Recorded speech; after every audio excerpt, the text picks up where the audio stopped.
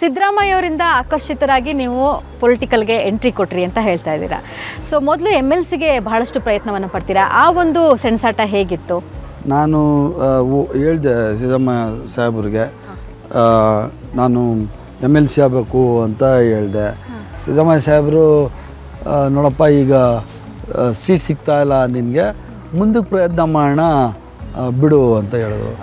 ಆದರೆ ನನಗೆ ಭಾಳಷ್ಟು ಕ್ಲೋಸ್ ಆಗ ಯಾರು ನಮ್ಮ ಶಿವರಾಜ್ ತಂಗಡಿಯವರು, ನರೇಂದ್ರ ಸ್ವಾಮಿಯವರು, ವೆಂಕಟರಮಣಪ್ಪವರು, ಗೂಳಿಹಟ್ಟಿ ಶೇಖರು, ನಮ್ಮ ಸುಧಾಕರ್ ಅಣ್ಣ ಮಿನಿಸ್ಟ್ರ್ ಇದ್ದಾರಲ್ಲ ಈಗ, ಇವರು ಭಾಳ ಫ್ರೆಂಡ್ಸ್ ಅವ್ರಿಗೆಲ್ಲ ನಮ್ಮ ಮನೆಗೆ ಬಂದು ಹೋಗುವಂಥವ್ರು.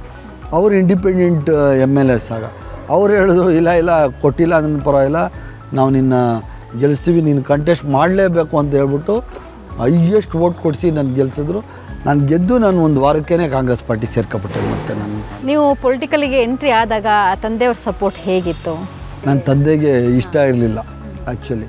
ನನ್ನ ತಂದೆಗೆ ಏನು ಅಂದರೆ, ನಾನು ರಾಜಕಾರಣ ಮಾಡಿ ಎಲ್ಲಿ ನಾನು ಬಿಸ್ನೆಸ್ ಬಿಟ್ಬಿಡ್ತೀನೋ, ಎಲ್ಲಿ ನಾವು ಒಂದು ದೊಡ್ಡ ನಮ್ಮದೊಂಥರ ಜಮೀನ್ದಾರರು ಭಾಳಷ್ಟು ಆಸ್ತಿ ಎಲ್ಲ ಹೇಳ್ತಾರಲ್ಲ, ರಾಜಕಾರಣಕ್ಕೆ ಹೋದರೆ ಇರೋ ಆಸ್ತಿಗಳೆಲ್ಲ ಕಳ್ಕೊಬಿಡ್ತಾರೆ ಅಂತ ಸ್ವಲ್ಪ ಭಯ ಇತ್ತು. ಅದಕ್ಕೆ ನಮ್ಮ ತಾಯಿಗೆ ಭಯ ಇತ್ತು.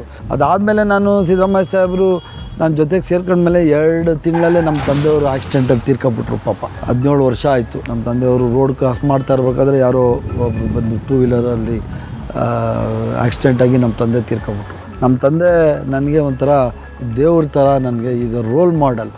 ಸೊ ಆದ್ದರಿಂದ ನಮ್ಮ ತಂದೆ ಆಶೀರ್ವಾದ ಯಾವತ್ತೂ ಇದೆ ಇವತ್ತುವರೆಗೂ.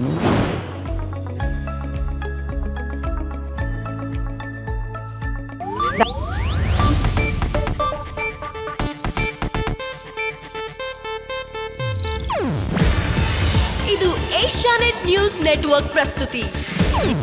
ನೀವು ನೋಡ್ತಿದ್ದೀರಾ ಏಷ್ಯಾನೆಟ್ ಸುವರ್ಣ ನ್ಯೂಸ್.